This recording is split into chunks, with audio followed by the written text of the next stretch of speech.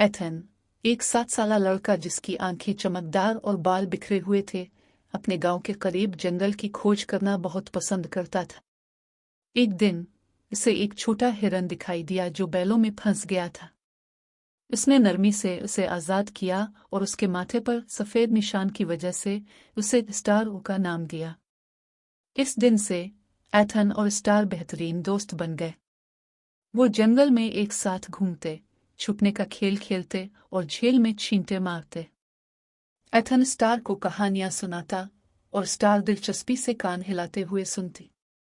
एक दोपहर गांव पर एक तूफान आया। दरख्त गिर गए और झील में पानी भर गया। इसकी वजह से गांव के कुछ लोग दूसरी तरफ फंस गए।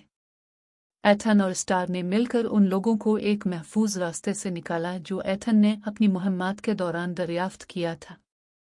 गांव के लोग हैरान और शुक्रगुजार थे।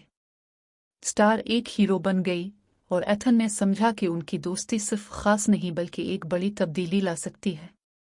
इस दिन के बाद एथन और स्टार ने अपनी मुहिम्मात जारी रखी, ये जानते हुए कि वो हर चैलेंज का सामना एक साथ कर सकते हैं।